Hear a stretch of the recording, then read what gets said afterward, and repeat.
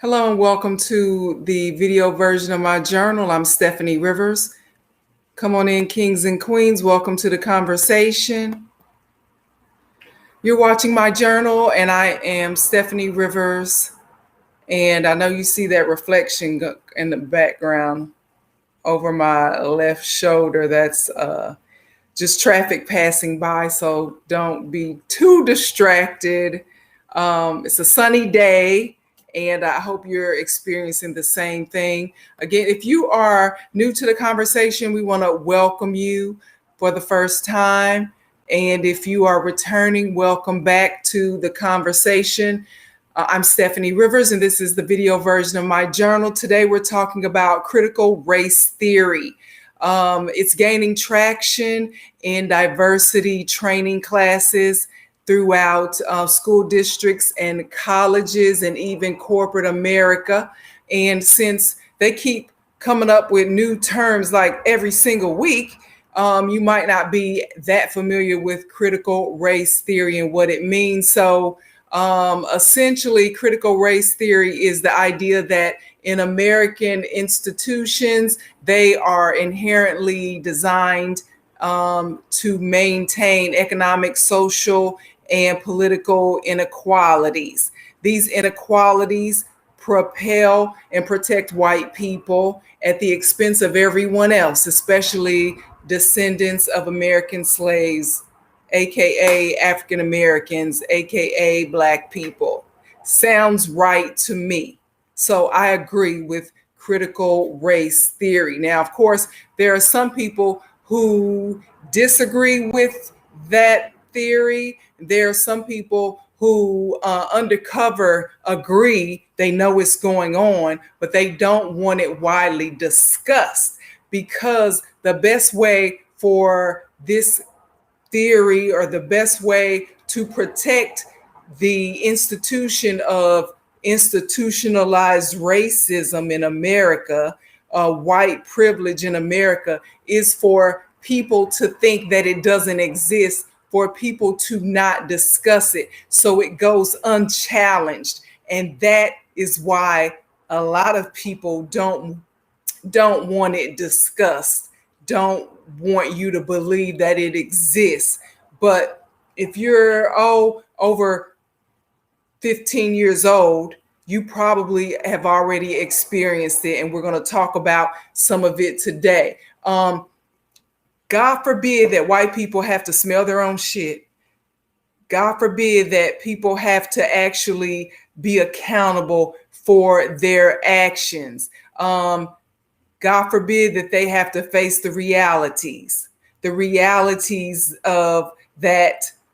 If you're white in America and you have wealth, it's not altogether impossible. It's probably probable that your family didn't create that wealth on its own, because we know history tells us that some white people are not above stealing land. In fact, they did steal land from Native Americans. They did steal land from free Black people. And now they, hundreds of years later, claim that, oh, this has been in my family for generations, but they leave out the part about them stealing it, that their ancestors stole it from other people's ancestors.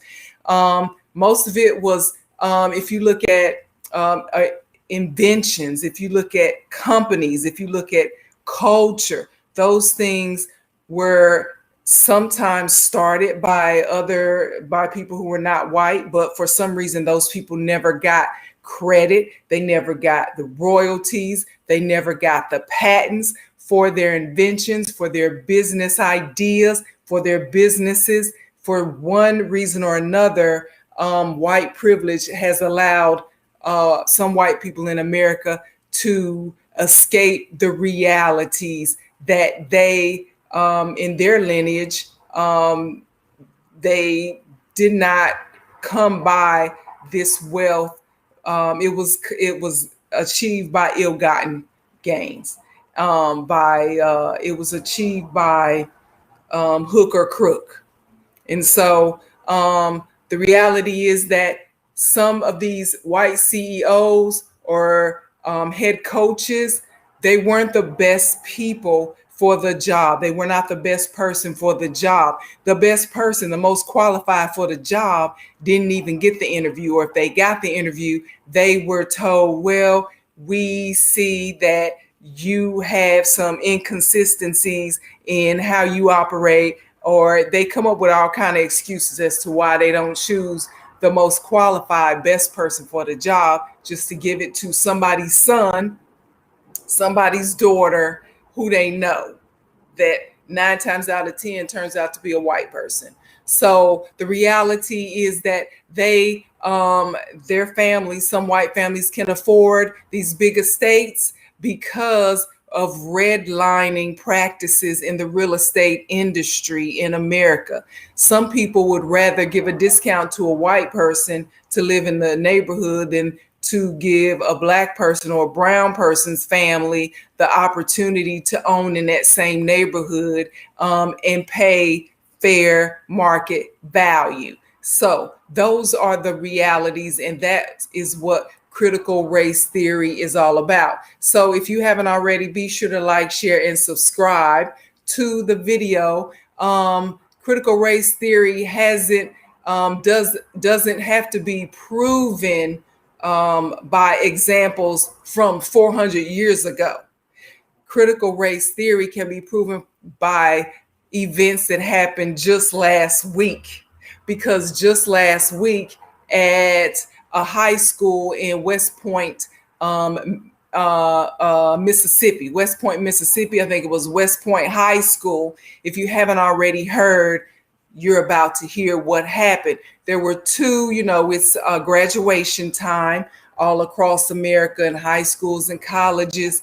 And there were, at West Point High School, there was a valedictorian named and a salutatorian named. Those are the top two high school seniors based off of GPA, grade point average. Well, it just so happened that this year there were two black high school seniors, two young ladies. One's name is Layla Temple. She was named the valedictorian at West Point High, and Ikeria Washington. She was named the salutatorian at West Point High.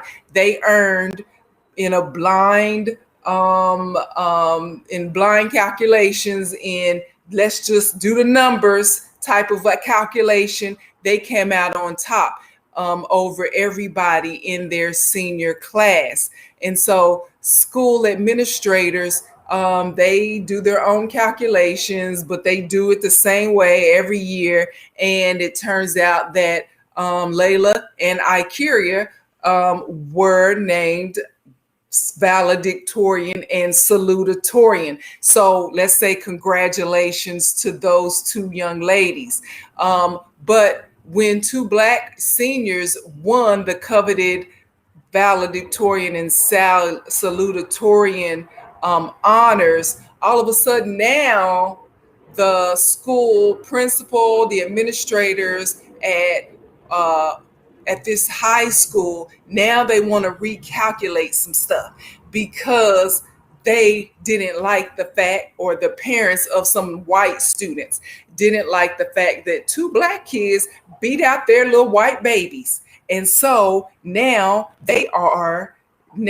here's what's going on. So Layla and Ikeria have been named valedictorian and salutatorian. Their families know, the community knows, all the students know. Everything is set for them to come up on stage and do their speeches on graduation night. Then it turns out that two white students show up standing next to them on stage, and nobody has said anything to Layla and Ikeria. And it's like, what the heck is going on right now? Well, it turns out that the parents of the number 3 and the number 4 top students at the high school were upset that the black students won out over their children, and they cried and threw a temper tantrum, these parents, and hemmed and hawed and complained so much so they coerced, bullied the school administrators into reconfiguring the GPA. So let me pause because the police are going somewhere. Anyway, so it's like, wait a minute now. We already calculated. So that should be the end of the story. But apparently, now the school administrators came up with this. Well, we did the GPA calculation this way. Now we're going to do it QPA, qualitative point average, or something that they came up with to justify adding more classes to the list of classes for these two white students, the number 3 and the number 4. That's what we're going to call them. Number 3 and number 4. Number 3 and number 4's parents got mad because number 1 and number 2 were two black girls that beat out their white kids. And then they went and this is in West Point, Mississippi, in the Loudoun County School District. So if you know anybody who lives there and they're telling you one thing about what happened, or maybe they haven't mentioned it at all, I'm sure Loudoun County,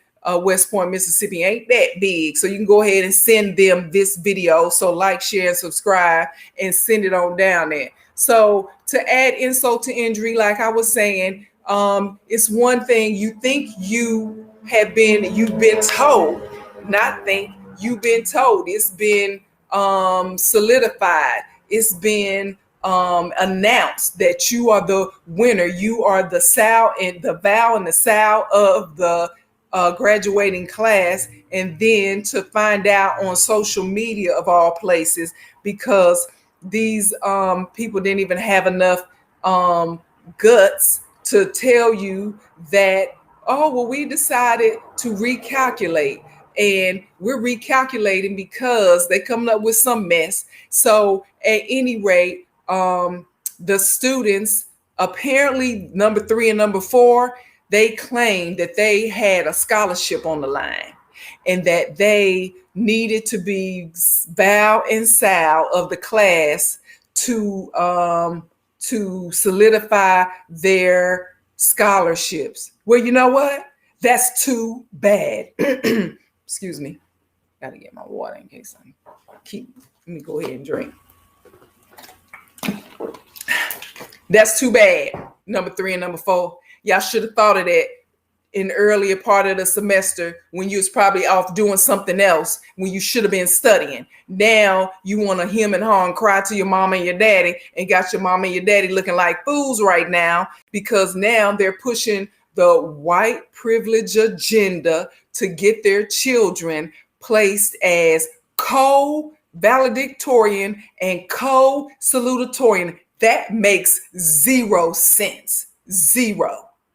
There's only one number 1 and there's only one number 2. Okay. So anyway, that's what happened. So obviously these white students were told what was up because they showed up to graduation with speeches in hand and were ready to do the speech. So you mean y'all had time, mamas and daddies and crooked ass school administrators, y'all had time to tell the little white kids that they were co-Val and co-Sal and to get your speech together. But you didn't have time to tell number 1 and number 2, Layla and Ikeria, who were the real number 1 and number 2, valedictorian and salutatorian. You didn't have time to tell them?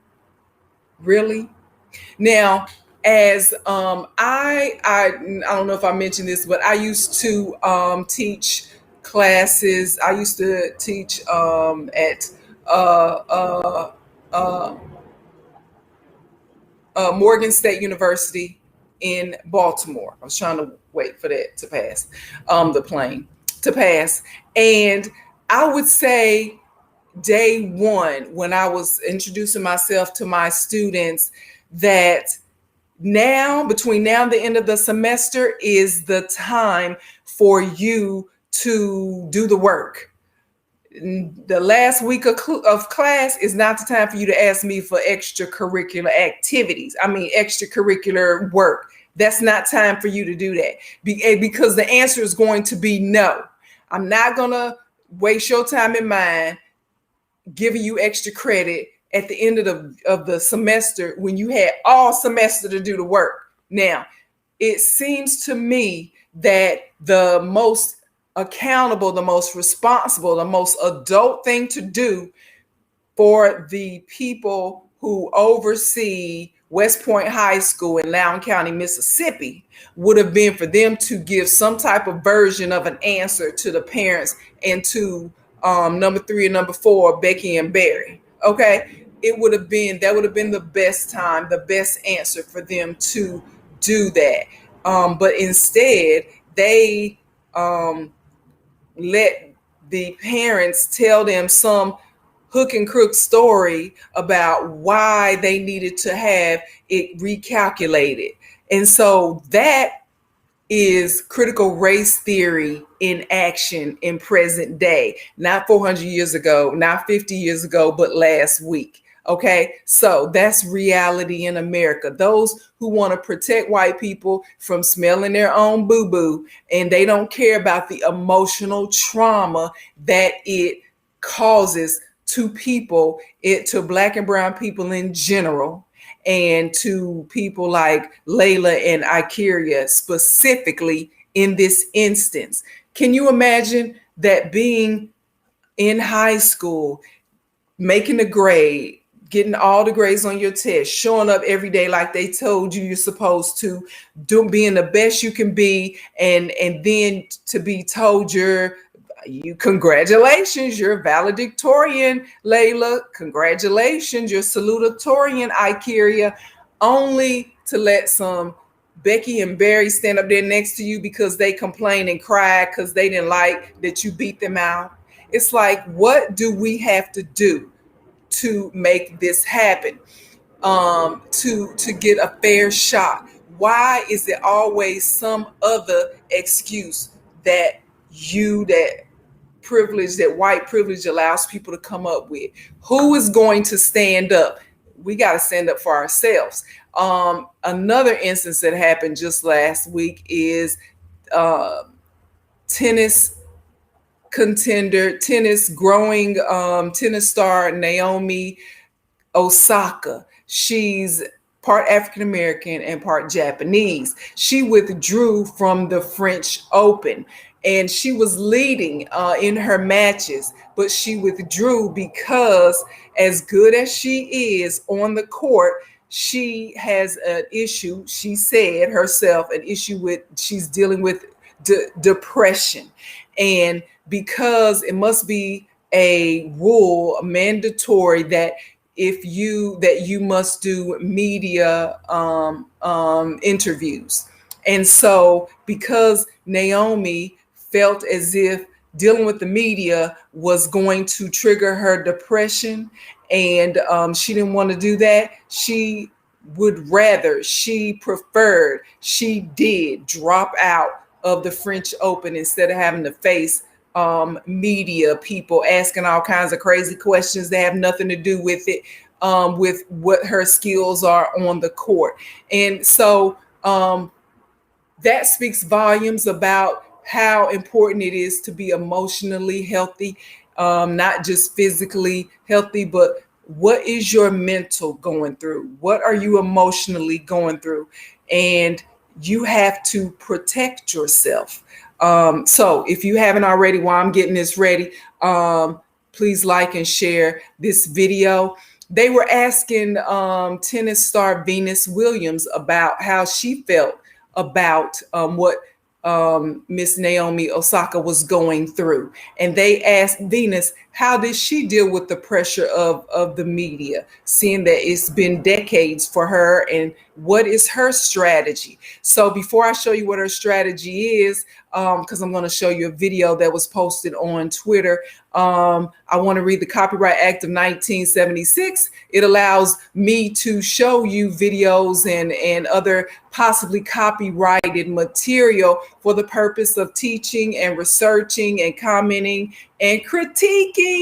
And so that's why I wanted to just do that first. Now let me show you what Venus said.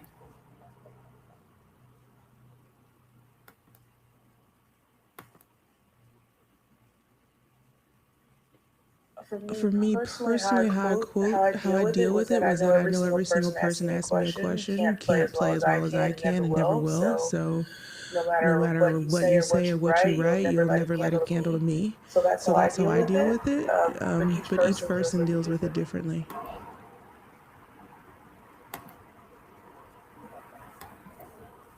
All right. So you heard it from the queen's mouth. She said that's how she deals with it. She knows that people, asking you questions and critiquing you and trying to make you stumble and make you doubt yourself.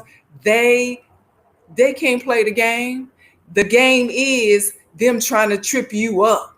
And so I would say to her, kudos for that. Williams has been in the game of tennis and in life for a long time, and she knows how to handle negative energy that comes her way. One of the reasons that she can do that so well is because of her father, her Black father in her life and who was there for her. And I'm going to speak more on the importance of having strong Black fathers in our lives on Father's Day in a couple of weeks. So I'm going to hold that. But for now, I just wanted to show you that you have to have a game plan. You have to have you got to play because everybody's playing. It's a game. You got to have a game plan, and don't tell your game plan to everybody, and don't show everybody what's going on with you because they will try to use it against you. And so I'm sorry that Naomi Osaka is going through depression, and hopefully with the right counseling, she can get past it. And that just goes to show you, people, we are amazing people. Black people in America, we've been through a lot, been through slavery, been through Jim Crow, been through Reconstruction. We are inventors, we are business owners, we start businesses, we just have, we have families, you have to usher your children through what is going on in America through white privilege. We are so versatile because we have to be. Can't be no other way. Um, so that is important to know that no matter what is we're faced with, because every facet of your life you're going to face something, especially if you are trying to be your best. If it's a physical challenge, mental, financial, if you're trying to be the best at work, on the job, you're an athlete, you're trying to be the best, you're trying to get your money right, get your bag right, get your coins, whatever y'all call it these days. When you're trying to be on top, there's always somebody who's going to try to tell you why you shouldn't be on top. I was looking at something the other day where, as a matter of fact, it was a documentary. And although I got some great things out of it, one of the things that I heard from the people in the documentary was that, houses and cars and having money isn't everything. And while I agree it ain't everything, it can certainly put you in a better position. It can certainly create generational wealth. It can certainly help pay some bills and somebody else's bills, because when you're trying to do great things in the community, it takes money and it takes people and it takes partnerships. And so why is it that people who got money and cars and all of this try to tell you why you shouldn't want it? That's what I want to know. They got all the money that they probably stole from your family, and now they want to try to talk you out of trying to get it or get it back. That's what I don't understand. So you got to take stuff with a grain of salt when people try to tell you things or influence you. You have to guard your intellect, guard your emotional state of mind. Don't just take everything they say as law. And because you have to ask yourself, why are you telling me this? Why you love me so much? Why are you trying to influence the way I think? Is it money in it for you on that? So that's what I'm thinking is also an issue, and that's going back to number 3 and number 4, Becky and Barry in West Point, Mississippi. See, they trying to get scholarships. They trying to get some money. And if this is the way that they plan to live their lives in college, by trying to get mama and daddy to bend the rules on their behalf, they might as well go on back to the house, because it ain't gonna get easy. It's gonna get harder. And although white privilege works on every level, at some point they're gonna come across somebody who sees them for who they are, which is number 3 and number 4, or number 10, number 11, or whatever it might be at the time, trying to be number 1 and number 2. And they're gonna it's gonna be a rude awakening for Barry and Becky along the line. Okay. So unless they stay in little West Point, Mississippi or something, and work at daddy's farm, or whatever they do, it's just gonna get harder for you to hide behind white privilege, because every advantage you take, disadvantage that you make your own, and you cancel out somebody else, is going to come back on you. The college scandal, with all of that happening and these parents having to go to jail, it's the same thing. You thought you could pay your way for your kids to do this, that, and the third. Well, the more you do it and everybody else start doing it and everybody else starts seeing it, sooner or later it's going to catch up to you. So you might as well go on and study when it's time to study, and quit trying to beg, borrow, and steal your way through life.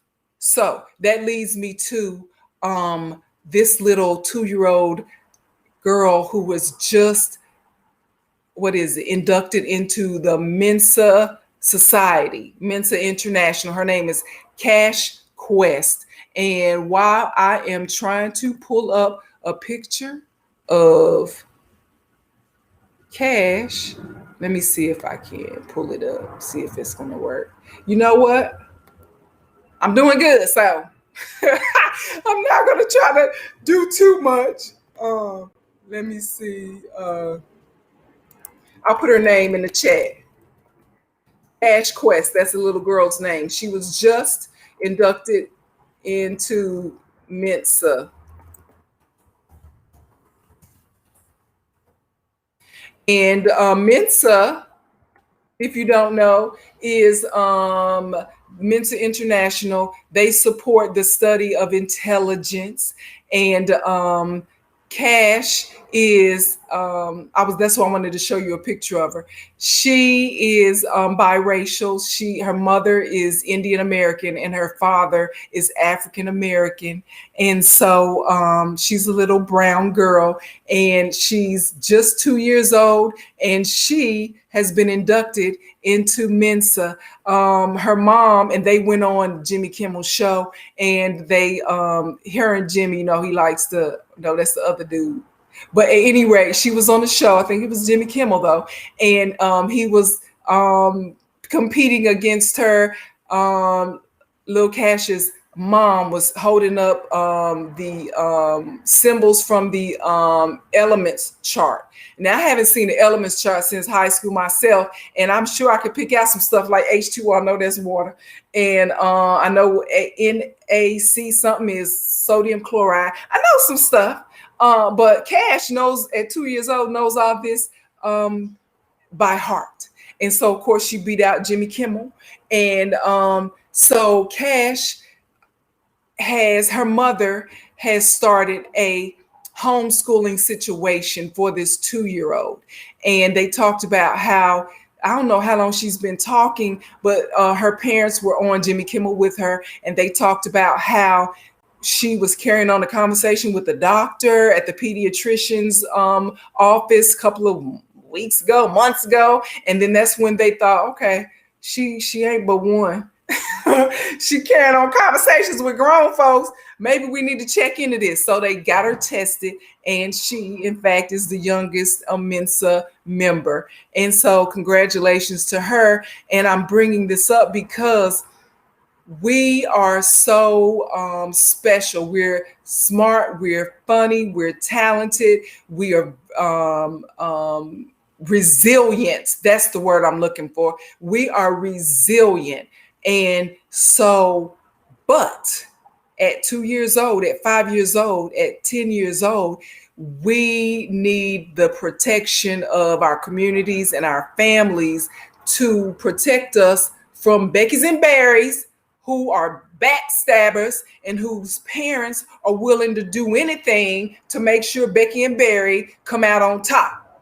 So, as I said, Lil Cash's mom has started a homeschooling situation for her because public school is not where Miss Cash needs to be when she gets 5 or 6. Okay, Montessori, where rich people put their kids, badass kids in Montessori, ain't where Miss Cash needs to be. She needs to be in a special environment to cultivate her intelligence, because she is destined for great things, but only if we nurture it and her parents nurture her. So that's why it's important in this society where people want to deny the existence of critical race theory, aka life in America. That's why it's important that we have a game plan to protect our mental health and our emotional stability. Because just thinking you can just go to school with any old body and you can like play with any old body and you can just go to work and get the what's it called? Go to work and get the promotion. You know how, like, and I said this before, simple words just escape you because I just got so much going on up here. Pushes out some stuff and I gotta go back and grab it. Anyway, if you just think you're just gonna live life and just be happy because you ain't bothering nobody and you don't hurt nobody, it ain't like that. It's not going to be like that. Every step that you take trying to better yourself, there's always going to be somebody out there experiencing a white privilege moment, and they feel like, oh, she's not supposed to be in front of me. Oh, she's not supposed to get that accolade or that award. I'm supposed to get that because I'm Becky. So that's why you have to be ready. You got to have a game plan. You got to not share that with everybody because everybody should know everything about you. That's why you shouldn't stop posting stuff all over social media unless it's something like this. And then I want you to like, share, and subscribe it. So again, Cash's mom created this homeschool situation for her. And they had a picture I saw of Cash and other little kids. And I don't know. If I was Cash's mama, it would be me and Cash at the house practicing on some stuff. Okay. It wouldn't no other little kids, not unless they the cousins, family.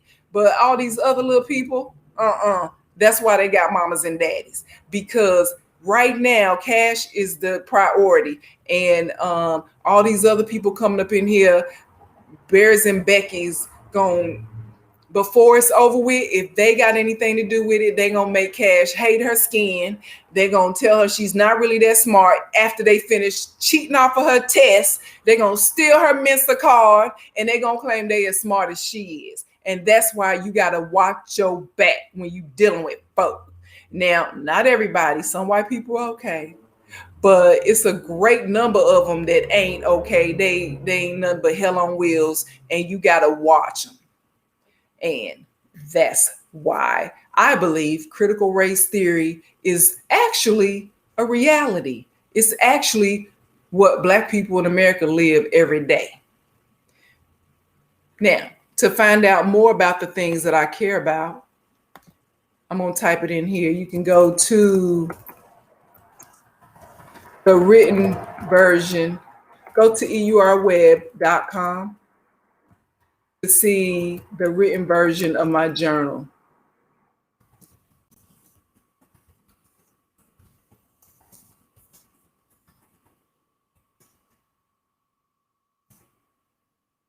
In case you want to know, in case you want to see some other things that I've written and talked about. And that's it. So if you can rewind, and I forgot to say up front that I am TriCasting on YouTube, Facebook Live, and LinkedIn, and I'll try to do Instagram. I'll see how that works. But you can follow me though on Instagram. You can follow me on Twitter at TCB Steph, like STEF, TCB Steph. All right. Thanks, and y'all have a super day.